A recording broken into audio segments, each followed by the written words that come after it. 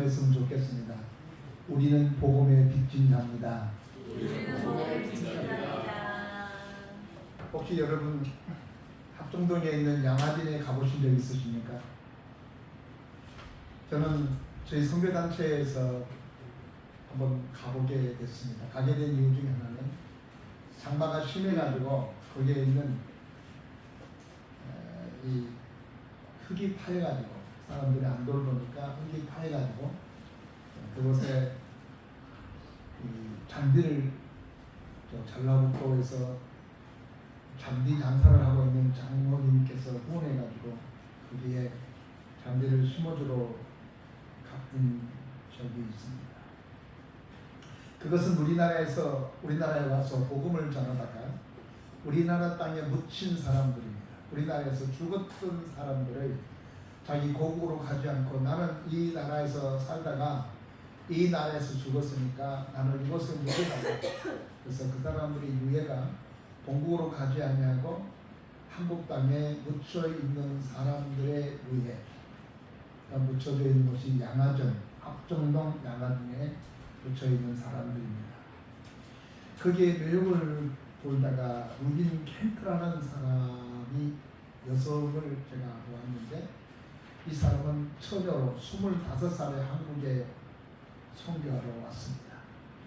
이 사람이 우리나라에 선교하러 왔을 때는 1890년대 우리나라에 박해가 심해지기 시작할 때입니다.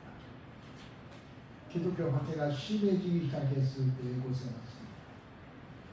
그래서 그는 어머니에게 편지를 띄웠습니다. 엄마, 이 나라에 박해가 시작되어 있는데 아마 많이 힘들고 어려운 일이 있을 것 같습니다. 그러니까 엄마 기도해 주세요 라고 편지를 띄웠습니다.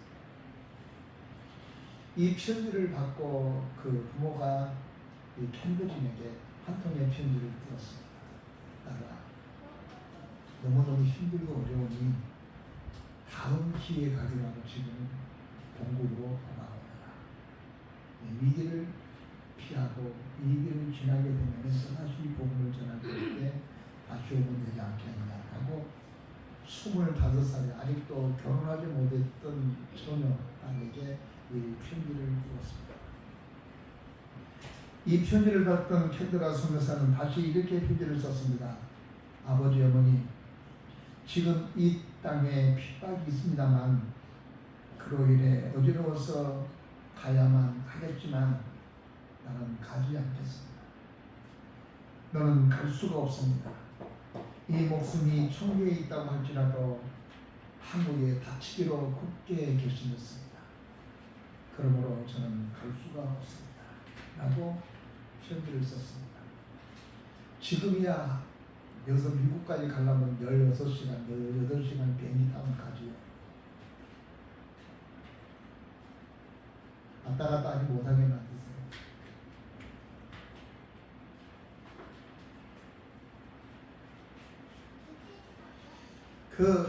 그 편지가 그 나라에 도착하기도 전에 이 캔들린 루비 캔들이라는 처녀는 25살 나이로 항토병에 의해서 죽고 말았습니다.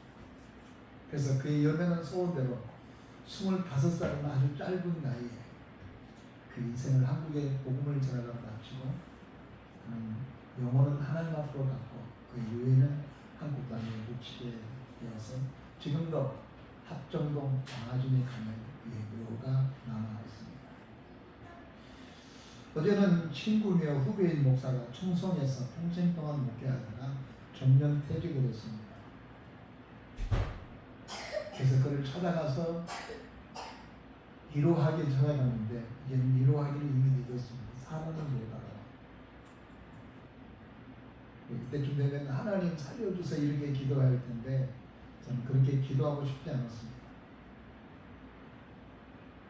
나보다 나이가 3살 더 많은 사람인데 73세의 나이, 췌장암으로 그가 정년 퇴직을 발표하고 나서 췌장암이 걸려서 6개월밖에 살지 못한다는데 지금 1년쯤 됐는데 지금 호스피스에 들어가 있습니다.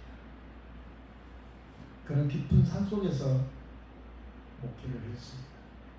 동네 할머니들하고 같이 인생을 같이 했습니다. 25년. 자꾸 저를 만나면 그렇습니다. 선생님, 내가 목회를 했는데 이렇게 산 속에서 평생 동안 특별히 뭔가를 이루지 못하고 살다가 하나님 앞에 가면 부끄러워서 어떻게 해야 되죠? 이렇게 말했던 분입니다. 저는 그에게 이렇게 말했습니다. 무슨 말씀이요? 오히려 내가 부끄럽습니다. 우리는 약간 세속적인 것이 있지만 당신들은 일평생을 젊은 나이에 그곳에 가서 백발의 성성에서 이렇게 나오게 되는 당신들이 더 하나님 앞에 가게 되면 상을 받게 될 것이고 또 존경을 받게 될 것입니다. 우리는 야단 많이 맞을 것 같은 생각입니다. 그러면서 이러했었는데 최장암으로 시아부 인생이 되어서 호스피스에 지금 입원해 있는데 내가 그 친구에 가가지고 주여 이 영혼을 살려주십시오라고 기도하지 않았습니다. 췌장암이 암 중에서 가장 힘들다가 그러면 안 좋은 암이랍니다. 여러분 췌장암 걸리지 마세요. 너무너무 고통스러워요. 그래서 하나님, 당신께서 이 아들을 부르신데 너무 힘들고 어려우니까 고통 없이 그냥 하나님 품으로 가게 해주십시오. 하나님 앞에 서게 해주십시오. 이런 기도하고 돌아왔습니다. 여러분, 선교사로 파송한 사람들은, 우리나라 사람들은 선교사를 꽤 낭만적으로 생각합니다. 근데 선교지는 낭만지가 아닙니다. 전투지입니다. 우리나라는 선과 같은 나라지 않습니까? 그렇기 때문에 우리나라는 비행기를 타고 또는 배를 타고 우리나라를 떠나게 되면 굉장히 낭만적입니다. 나 외국에 간다. 조그만 나라에서. 근데 선교사로 가는 것은 죽음의 길이에요. 어떤 사람은 선교사란 말을 쉽게 하는데 그렇지가 않습니다. 어떤 사람은 선교지에 갔다가 시험 들어온 사람도 있어요. 선교사가 너무 좋은 집에 살더라. 시험 안 되기를 바랍니다. 선교사로 가가지고 이런 우리나라는 최강대국입니다.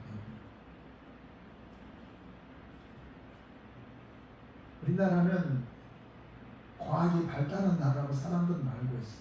우리가 10대 안에 들어간 세계 선진국 200몇 개국 나라 중에서는 10대국에 들어가요. 아프리카의 경제를 총동원해도 한국 경제만 못해요. 이 조그만 나라지만 강력합니다. 우리나라처럼 시설이 좋은데 어디 있습니까? 우리나라에서 한번 살기 시작하면 안 돌아가려고 그래요. 우리나라가 200만 육박한 외국인들이 와 있어요. 안 돌아가죠. 한국이 살기 좋은 거예요. 시설이 얼마나 좋습니다. 요즘에 웬만한 사람들도 에어컨이 있어요. 그래서 선교사를 가면요, 깊은 산속으로 들어갑니다. 제일 힘들고 어려운 곳이 있는 것은 그 지역의 문화입니다. 그리고 음식이에요. 또 기후입니다. 그래서 선교사들이 애국에 가서 병을 많이 얻어와요. 내 후배 선교사님, 우리 옛날에 우리 교회 담아 갔었지 않습니까? 제 선교사님이라고. 그 사모님은 거기서 풍토병이 죽었어요. 거기에 적응이 못했어요. 그래서 선교사님들이 부인들이나 여자들이, 연약한 여자들이 풍토병이 죽어요. 우리가 너무나 잘 알고 있는 리빙스톤이라는 분, 그분 사모님도 그 지역에 풍토병에 의해서, 말라리아에 의해서 소천했어요. 우리나라처럼 감기 시절이 잘 때는 어디 있습니까? 좋은 시설, 좋은 화장실, 세계적인 화장실이죠. 근데 동남아시아 보면은 우리가 복음을 전하는 곳에 가면은 시설이 그렇지 않습니다. 나쁘게 있어요. 근데 거기에 한도병의 세상을 떠납니다. 그리고 무서운 게 또 하나 있는데 향수병입니다. 향수병. 저에게 둘째 노부가 있는데 금산 사람이라서 한의원이었습니다. 그래서 남미에 가서 의원을 차렸는데 금산 한의원을 개업했어요. 제가 한번 다녀왔습니다. 금산 한의원. 그래가지고 독특한 동양의 의학을 가지고 오니까 거기에서 그거를 크게 대접을 했어요. 김종석이라고. 근데 이 양반은 우리 너라는 잘 안 오는데 이 외국은 자꾸 한국에 와요. 갔다가 한 달 있다 또 가고 갔다가 있다 한 달 있고 가고 38시간이라는 비행기를 타고 그쪽에 화폐로 비행기를 타면은 집 한 채 값이에요. 그런데 한국에 와요. 처음에는 부정적인 생각했죠. 나중에 알고 보니까 우리 내부가 향수병에 걸려요. 향수병. 아주 정적인 사람들이 향수병에 걸려요. 그래서 한국에 오면 그만 나은 거예요. 그러다가 안치되면 다시 돌아갔다가 또 향수병이 도주면 또 한국에 오고. 게다가 60 간 넘어서 우리나라 놔두고 일찍이 세상을 떠났어요. 향수병. 선교사들이 그래요. 아무도 모르는 사람들, 생김새도 다른 사람들, 말도 틀린 사람들, 먹는 음식이 다른 거. 여러분 여행 중에 여러분이 먹는 음식은 여행 상품으로 음식을 먹기 때문에 먹을 만하잖아요. 그러나 그 현지 사람들이 먹는 음식을 함께 그들과 동거하면서 함께 먹는다는 것이 정말 어렵습니다.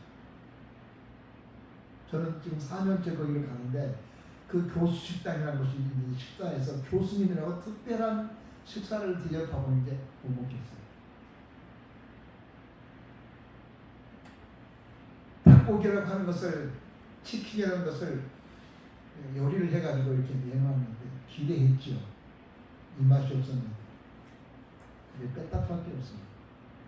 우리나라 닭은 운동 안 시켜가지고 살만 드릭드릭 쩐다기보다는 거기는 집에서 놀고 있는 닭이 많이 뛰어다니는 닭이기 때문에 고기도 즐겁고 뺐다기도 왕성하고.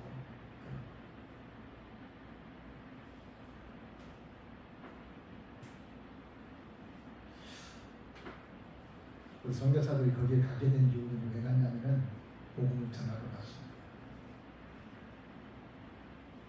저는 오늘 예배, 오후 예배를 드리는 뒤에 밤밴드로 캄보디아 프놈펜 ITS라는 국제대학교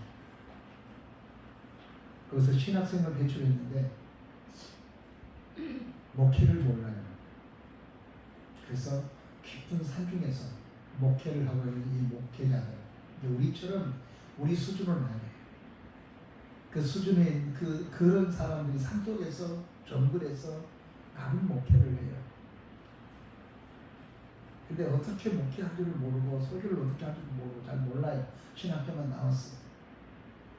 그래서 거기다가 우리나라에서 우리나라 선교에서 하나의 대학원 전문 코스를 하나 만들었습니다. ITS 석자과정. 말이 석자인지 전문인가 없어요.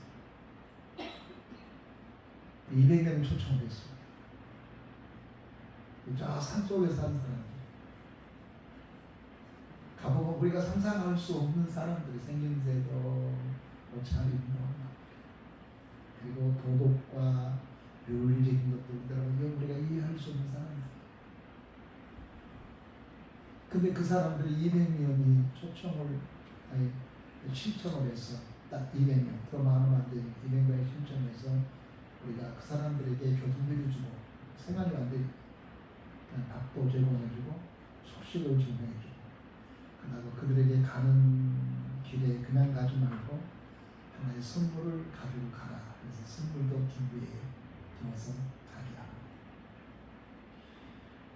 여기에 제 많은 지인들이 후원을 했고 우리 장로님도 후원을 했고 우리 전다른 집사도 후원을 해서 이걸 가지고 그들에게 먹을 것과 숙식과 그다음에 돌아갈 때에 빈손으로 돌아가는 뭔가 들고 산속에 살았던 사람이 프놈펜이라는 도시에 와가지고 뭔가를 들고 갈 수 있었으면 좋겠다. 그래가지고 그런 일들을 지금 하고 있습니다. 지금 예전에는 중국에 우리나라에 많은 선교사들이 갔습니다. 근데 중국은 선교가 끝났어요. 자유로도 얼마든지 복음이 전파될 수 있는, 어떤 우리보다 더 살아있는 복음, 더 살아있는 뜨거운 복음이 중국에 있습니다. 지하학교에 말이죠. 그래서 거기에 있는 많은 선교사들이 어디로 가냐면 제3세계인 동남아시아죠. 미얀마 사회주의 국가였죠. 복음이 안 들어갔던 것입니다. 그리고 캄보디아, 라오스, 여러분 잘 알고 있는 건 필리핀이라고 폴포스가 기독교인을 진멸해 버렸습니다.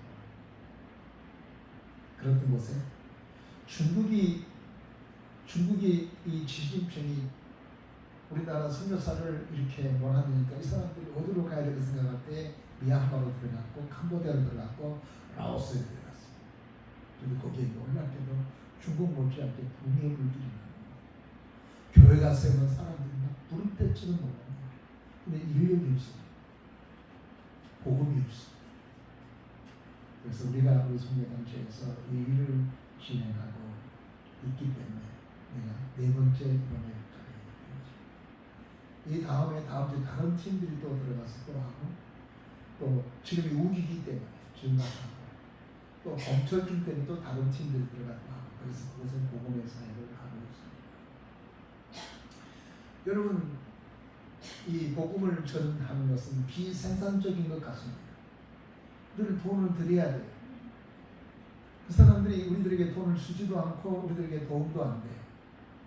그냥 와서 먹고 자고 말씀 듣고 갈 때에 교통비 줘가지고 그 교통비로 가게 만들고 그 다음에 선물을 한 움큼씩 줘서 가게 만들게 됩니다. 오늘 우리는 이 읽은 말씀 속에서 우리가 왜 전도해야 되는 것에 대해서 질문을 하고 있고 그 다음에 답을 하고 있는 내용의 말씀입니다. 어떤 자세로 전도해야 하는가, 그리고 전도의 결과는 어떤 것인가를 이 본문 속에서 발견하면서 우리 하늘소망교회가 작지만, 우리가 잠깐만 작다고 생각하지만 서머나교회 성도, 서머나교회에게 예수께서 하신 말씀이 너희 교회 작지 않다, 너희 가난하지 않다, 너는 부자다. 궁핍하고 있는데 네가 궁핍한 것을 내가 알고 있지만, 고난 받은 거 알고 있지만 내가 너희 고난과 너희 힘들고 어려움을 알고 있다. 그렇게 말씀하셔서 서머나교회가 큰 힘을 얻었죠. 우리 하늘소망교회가 큰 교회는 아닙니다. 그러나 작은 교회도 아니라는 생각 가지고 있어야 됩니다. 그 큰 교회에서 감당하는 것이 작은 교회는 뭘 그거래? 이런 생각을 하면 안 됩니다. 그러면서 우리가 왜 복음을 전해야 되는가? 우리 교회 표어는 선교와 치료가 역사하는 교회는 작년에도 그렇고 금년도 그렇고 내년도 아마 내가 은퇴한 날까지 아마 이 표어는 변하지 않을 것입니다. 저 역시 은퇴하고 난 다음에도 복음을 전하는 일과 순교하는 일은 끝이지 않을 거라고 생각됩니다. 그러면서 이 본문은 왜 우리가 복음을 전해야 되는가? 첫째는 우리가 빚을 졌기 때문에 그렇습니다. 빚에 대한 성경의 가르침을 할 수 있는데 빚을 짓지 말아야 된다고 하는 것입니다. 빚을 지면 빚을 갚은 사람이 돼. 어떤 사람은 빚을 지고 빚을 안 갚은 사람이 있어요. 예전에 저희 어머니가 힘들고 어려웠던 친척 중에 한 사람이 새거리를 가져갔어요. 두 손을. 근데 안 갚았어요. 우리 어머니는 받지도 않고 죽고 그분은 주기도 않고 죽고 그랬어요. 근데 숙제를 안 했어요. 여러분, 빚을 졌으면 빚을 반드시 갚아야 돼요. 누군가에게 돈을 꿨으면 그 돈을 반드시 갚아야 됩니다. 이 돈 문제가 잘 해결되지 않으면 인간관계가 잘 해결이 안 돼요. 어떤 사람은 돈 문제가 잘 정리가 안 된 사람이 있어요. 우리 목회자 사회에서 가장 중요하게 생각하는 이 사람이 돈 관계를 잘하거든요. 돈 금전 문제를 어떻게 처리하냐에 따라서 그분을 우리가 파악해요. 저는 연서대학교에서 한 학기 심리학을 공부했거든요. 두 학기를 공부했어요. 개론적인 것을 공부를 했지만 기억된 것은 이것입니다. 돈 관계를 어떻게 하는가, 물질 관계 어떻게 하는가. 성경은 물질에 시험 들면 회복이 안 돼요.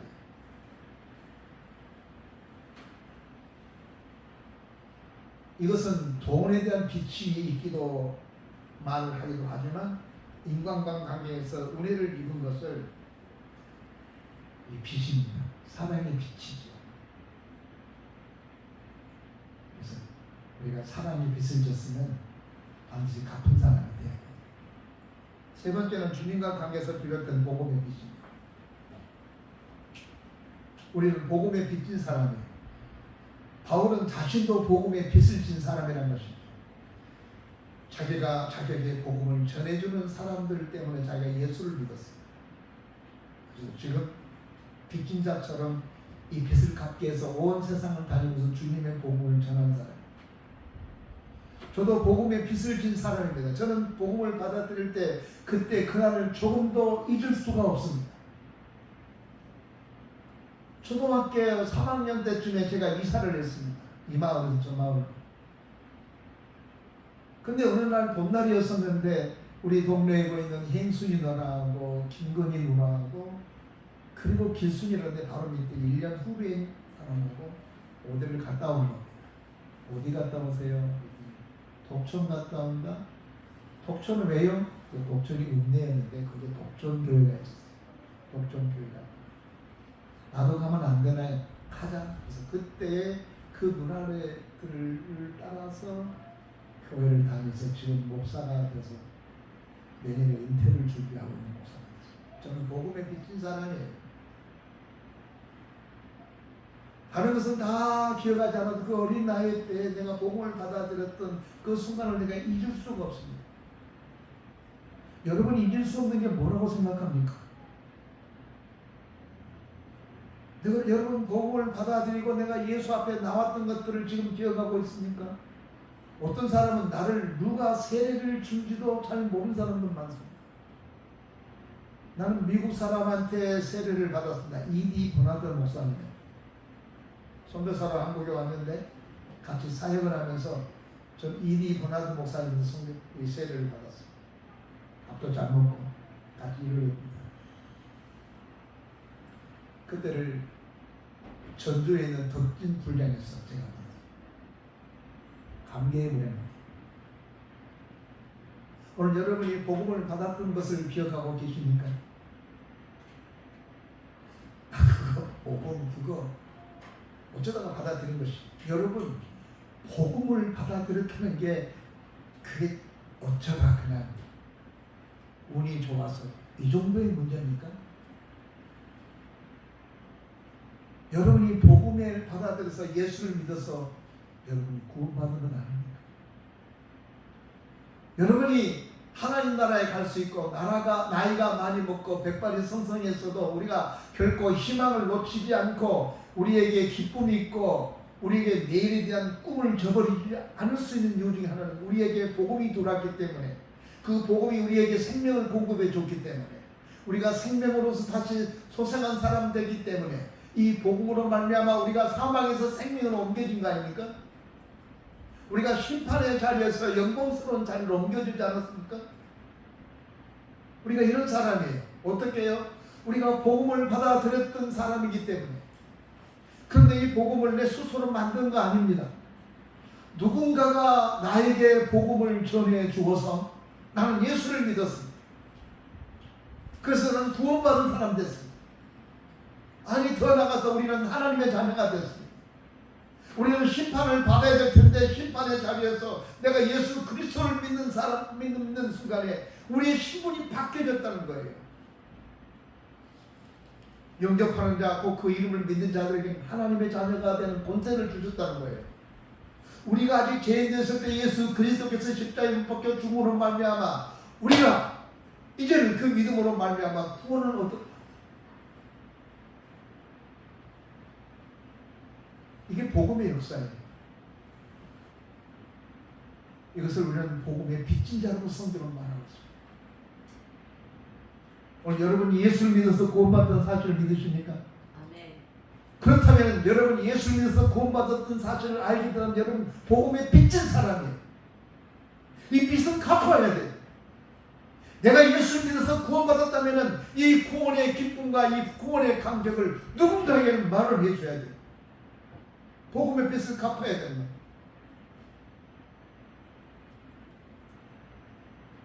로마서 13장 8절 보니까 복음의 빚 외에는 지지 말라. 오늘 본문에 복음의 우리는 빚진 자라고 말하고 있습니다.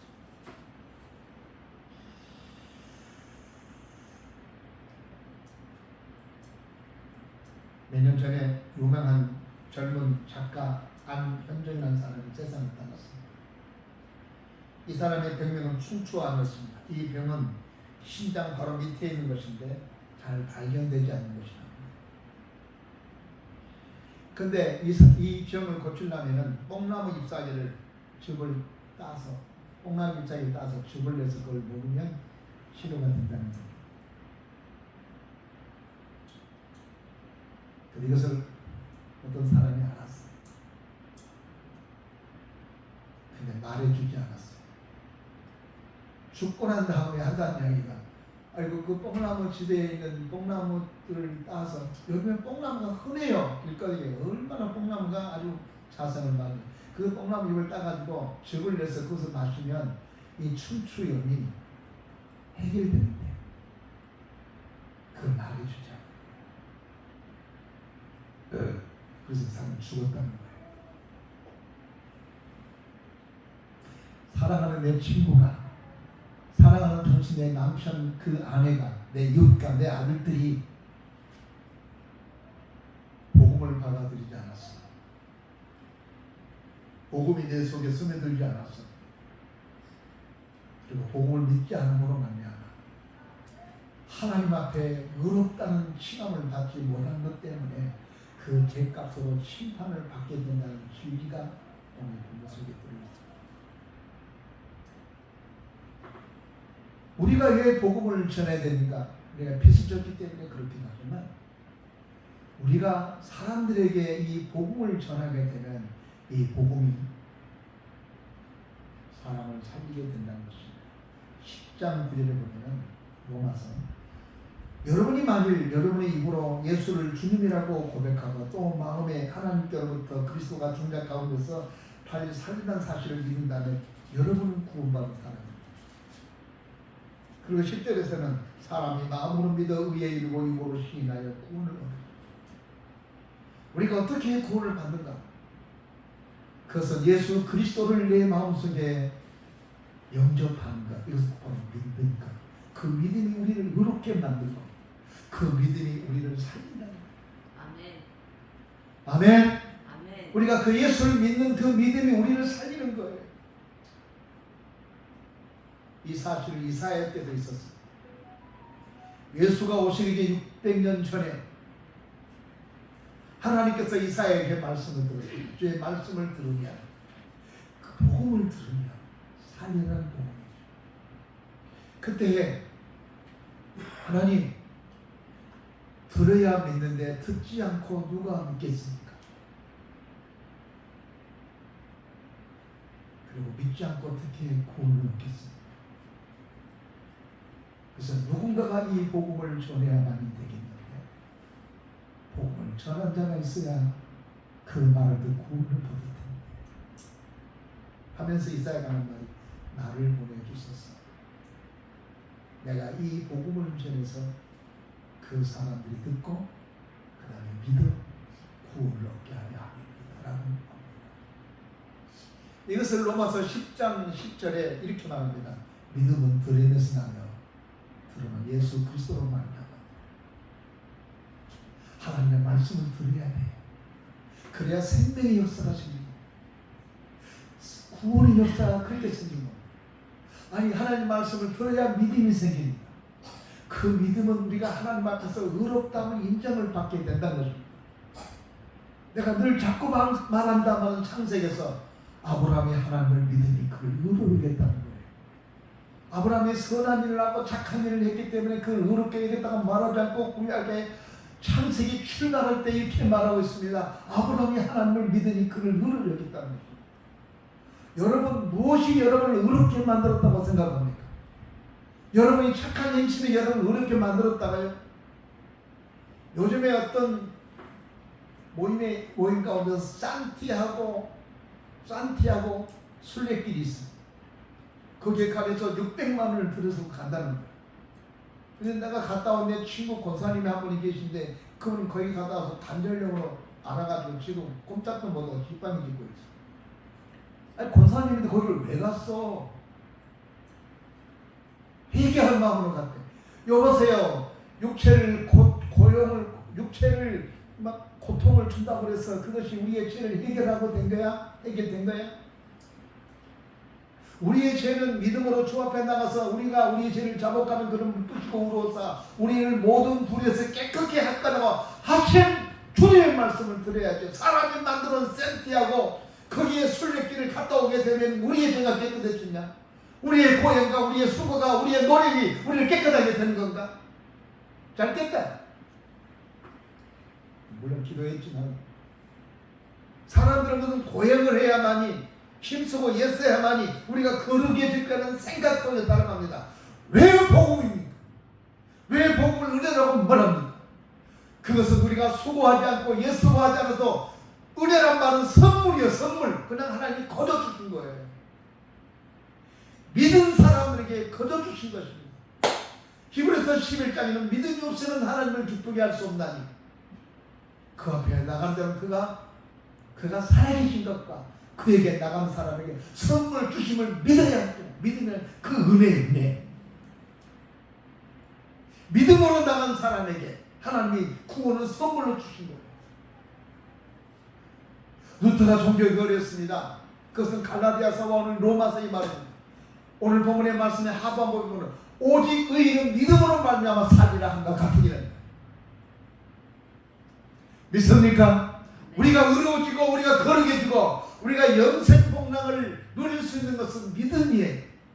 우리가 이렇게 고민할 때가 많습니다. 마귀가 자꾸만 우리들에게 이렇게 말합니다. 이렇게 살아서 구원받을 수 있을까? 언제는 여러분이 그렇게 살아서 구원받았다고 생각하는 날 자격 있어요? 자신 있어요? 우리가 안 되기 때문에 예수가 오신 것입니다.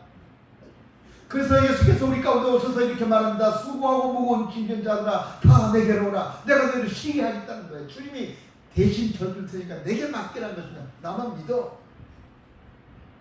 그거 못합니까?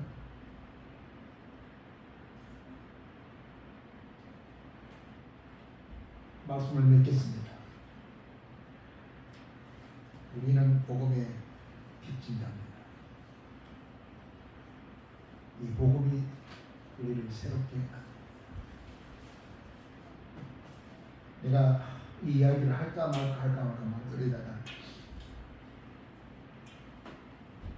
시험 들어도 할 수 없어. 우리 김희자 집사님은요 공산 당하겠다고 원하는 기빨리고 자기가 예수를 믿을 수 있는 가능성은 전혀 없습니다. 무신론주, 인불론자.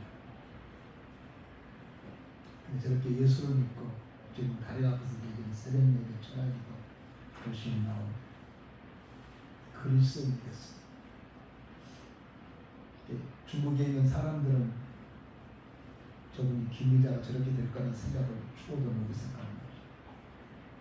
노세 젊어서 한잔 먹고 튀기고 뻐기고 그랬는데 이게 집사님이 돼가지고 주일날 예배당에 가서 예배를 드리고 아멘 소리 제일 크게 하고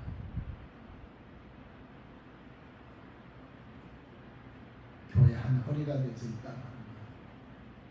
저 사람은 뭐가 바뀌고 내가 말을 잘했어요?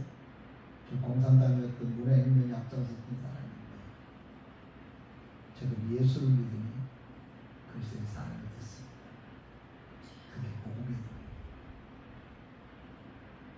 여러분이 복음의 능력을 기억하고 왜 우리가 복음을 전해야 되는가?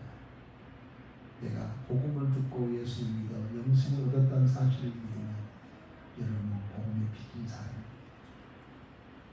여러분만 예수 믿고 희신항락 거리지 말고 내가 예수 믿어서 구원받는 사실을 믿으면 내가 가까운 사람, 사랑하는 사람들에게 찾아가서 당신도 나처럼 예수를 믿고 나와 똑같은 기부를 함께 나눕시다 이렇게 말해주는 빚을 갚는 은혜를 주님으로 부탁드립니다. 기도하겠습니다. 전능하신 하나님 아버지 감사합니다. 네.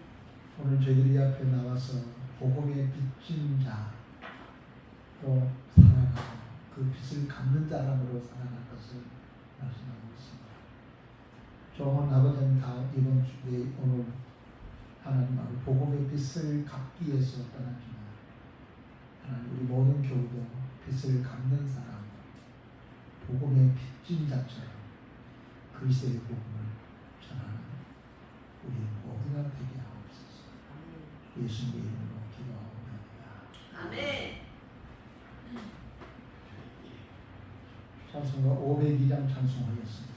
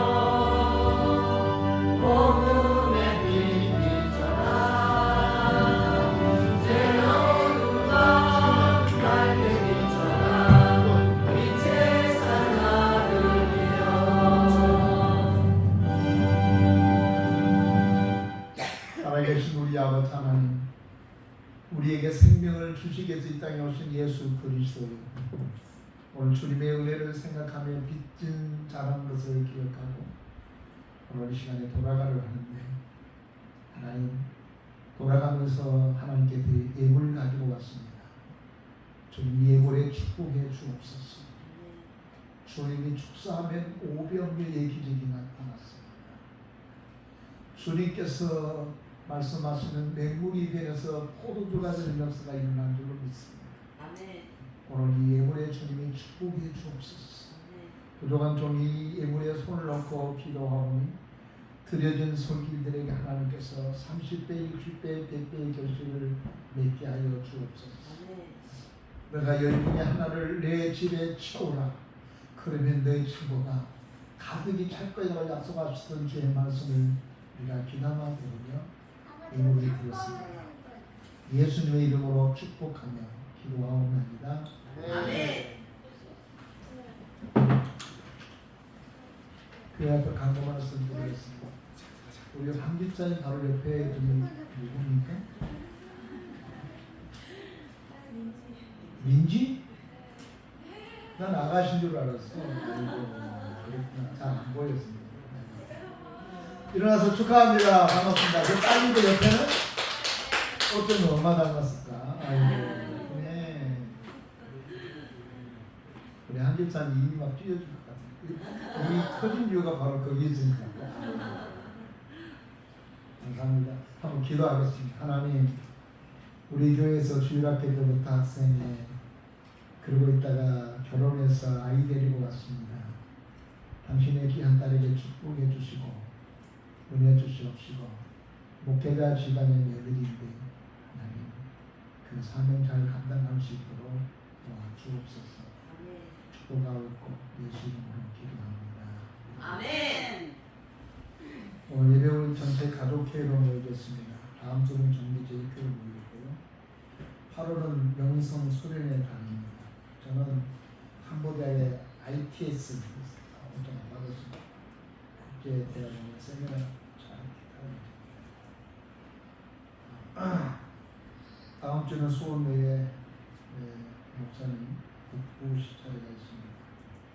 금주간에는 새벽 기도를 다음과 같이 인도해 주게 진짜가 없으니까 진단인 장로님 그리고 유복단도 사역자님, 전문 사역자님, 기내 사역자님 이렇게 코로나가 기승을 부리고 있다고 합니다. 마스크를 착용할 수 몸이 연약한 사람들은 착용했으면 좋겠습니다. 다음 우리가 8월달은 더워서 제가 전도를 쉬었습니다. 너무 더워요. 다음 주부터는 남편 전도가 시작하도록 그렇게 하겠습니다. 다른 강목 없으면 다 같이 자리에서 일어서겠습니다.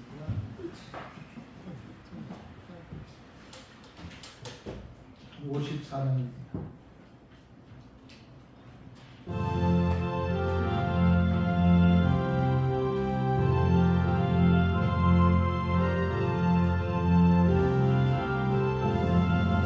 주여 복을 구하오니 연임하게 하시고 사랑받아 주대로 이기도록 하시고 광야 같은 세상에서 항상 인도하소서.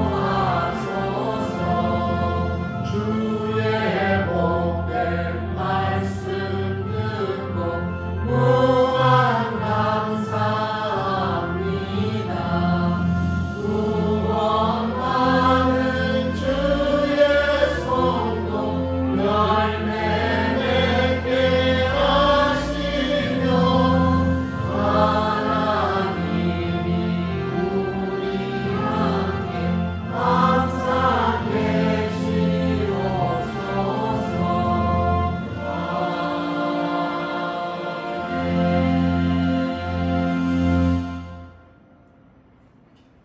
이제는 우리 주 예수 그리스도의 은혜와 우리 아버지 하나님의 무한하신 사랑과 성령님의 감동 감화제에 교통하시니 이제로부터 영원토록 함께 계실지어다.